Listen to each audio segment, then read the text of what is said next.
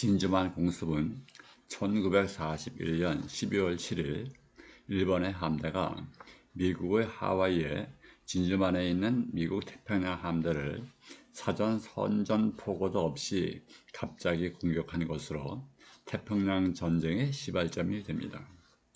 이 전쟁이 시작된 배경을 살펴보면 일본은 1931년 만주를 점령하고 만주국을 건국하고는 1937년 중일전쟁을 일으키고 상해를 점령하고는 중국의 수도 난징을 점령한 후 이곳에서 난징 대학살을 일으켜 30만의 군인과 민간인을 학살합니다.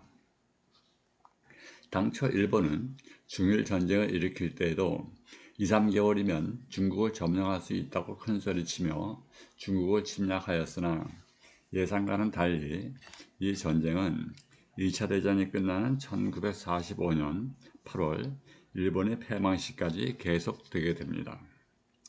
이 전쟁이 이처럼 계속될 수 있었던 것은 중국에 대한 미국의 전폭적인 지원이 있었기 때문이며 전쟁 초기부터 미국은 인도차이나 반도를 통로로 중국의 군수물자를 지원하였습니다. 이에 일본은 이 루트를 차단하기 위하여 1939년부터 베트남, 버마 등을 침략하여 이를 점령하였습니다. 일본이 이처럼 손쉽게 이곳을 점령할 수 있었던 것은 이 지역을 식민지로 갖고 있던 유럽의 영국, 프랑스, 네덜란드 등이 유럽에서 독일과 전쟁 중이었으므로 이 지역에 관심을 갖지 못한 사이에 일본이 점령을 해버린 것입니다. 이처럼 일본이 아시아 지역에서 세력을 넓혀 나가자 미국은 이 제재 방법으로 일본에 대한 모든 물자의 수출을 금지시킵니다. 당시 일본은 미국으로부터 자국에서 필요한 석유의 80% 이상을 수입하여 전쟁을 수행하고 있었는데 이의 공급이 끊기자 이 자급자족을 위하여 자원이 풍부한 동남아시아를 점령하고자 한 것입니다. 그러나 이 동남아를 점령하려면 미국의 태평양 함대가 이곳에 세력을 갖고 있는 이상 동남아를 점령할 수 없는 상황이므로 일본 입장에서는 미국 태평양 함대가 모여있는 하와이 진주만을 공격하여 미국의 태평양 함대를 괴멸시키고 빠른 시일 내에 동남아를 점령한 후 미국과 협상하여 동남아를 안정적으로 지배하고자 한 것입니다. 사실 이 당시에 미국은 현재처럼 세계 유일의 초강대국도 아니었고 미국 국민들이나 정치권에서도 미국 본토와 아메리카 지역에만 관심을 갖는 몰로주의가 팽배해 있던 시절이었으며 또한 아직도 경제 대공황에서 빠져나오지 못한 상태에 있었으며 유럽의 전쟁이나 아시아권의 전쟁에서 직접 전투를 치르고 있는 상태도 아니었으며 단지 유럽이나 중국 등의 전장 물자를 공급해주는 후방 기지 역할만을 수행하고 있었을 뿐입니다.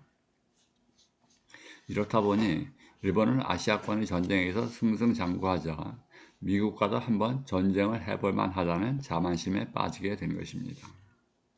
즉 초기에 미국의 태평양 함대를 한 방에 없애버리면 미국은 쉽게 이 함대를 재건시키지 못할 것이며 또한 이 회복에는 최소한 1, 2년은 걸릴 것이므로 이 기간이면 일본은 동남아 지역을 완전히 점령하여 대등한 관계에서 전쟁 종료 협상을 할 수 있으리라 생각한 것입니다.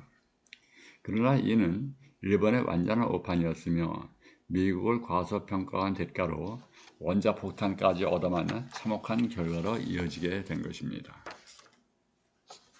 1941년 10월 18일 일본은 국수주의자이며 전쟁 광인 도조 히데키가 일본의 40대 총리로 취임합니다. 그는 총리로 취임하자마자 미국과의 전쟁을 결심하고 2달도 안 된 그해 12월 7일 미국의 진주만을 공격하는 태평양 전쟁을 일으킵니다. 도조 히데키는 진주만 공격 함대의 최고 사령관으로 야마모토 이소루쿠를 임명합니다. 이에 야마모토 제독은 12월 7일을 D-Day로 정하고는 모든 군사력을 11월 22일까지 쿠릴 열도 부근의 히토카프만으로 집결하도록 하였습니다. 이 히토카프만은 그 누구도 주목하지 않는 본토에서 멀리 떨어진 조용한 지역으로 미국의 스파이는 물론 중국이나 서방세계 그 누구도 주목하지 않았으므로 이처럼 거대한 함대가 집결하여도 그 누구도 모르고 있었던 것입니다. 이때 집결한 함대는 항공모함 6척, 전함 2척, 순양함 3척, 구축함 9척, 잠수함 3척, 급유함 8척, 항공기 441대로 이 대규모의 함대는 11월 26일부터 차례로 한 처씩 빠져나가는 방법으로 은밀히 출항하였으며 하와이까지 가는 동안 민간 상선이나 미국의 정찰기가 미행하지 않는 곳으로 항해하였으며 극도의 보안 속에 조용히 항진하였습니다. 반면 미국에서는 이 먼 하와이까지 일본의 함대가 이곳까지 오리라고는 꿈에도 생각 못하고 아무런 준비도 없이 평소처럼 평화로운 가운데 하루하루 지내게 있었으며 이곳의 해군 제독인 허즈밴드 킴멜 제독은 아무런 준비도 없이 허송세월만 하고 있었으며 당일 아침 레이더에 수백 대의 비행기가 날아오고 있는 것이 감지되었음에도 지휘관들은 미국 본토에서 날아오는 아군 비행기겠지 일본 비행기가 어떻게 여기까지 오겠어 하고 무시해버렸다고 합니다. 참으로 한심한 지휘관들입니다. 12월 7일 오전 6시 일본 항모의 해군 비행사들은 머리에 일장기가 그려진 흰색 머리띠를 질끈 동여매고 하나둘 출격하기 시작합니다. 260대의 항공기들은 단 한 대의 낙오도 없이 7시 30분 진주만에 도착하여 미국 함대에 폭탄을 퍼붓기 시작하였습니다. 태평양 전쟁이 시작되는 것입니다. 이후 8시 40분 제2차 공격기 167대가 도착하자 이들은 활주로에 있는 미국 항공기들을 집중적으로 공격하여 사거리에 부셔버리고 맙니다. 390대의 항공기 중 340대를 박살내버린 것입니다. 이 전투에서 미국은 전사자 2334명, 부상 1143명, 민간인 103명이 피해를 입었으며 전함 4척 침몰, 구축함 3척, 순양함 3척, 기타 5척, 항공기 340대를 잃었습니다. 반면에 일본은 항공기 73대 손상, 전사 64명으로 완벽한 승리를 이루어냈습니다. 그러나 이 승리는 일본의 패망으로 이어지는 출발점이 되었으니 승리에 들뜬 그들은 훗날의 일본 패망을 아무도 몰랐을 것입니다. 단지 일본 해군 제독 야마모토만이 이 일로 잠자는 사자를 깨운 것이 아닌가 모르겠다고 중얼거렸다고 합니다. 이 진주만 공습은 순식간에 미국 전역은 물론 전 세계에 퍼져나갔으며 이 소식을 들은 영국의 윈스턴 처칠은 미소를 띄우며 잘 됐네.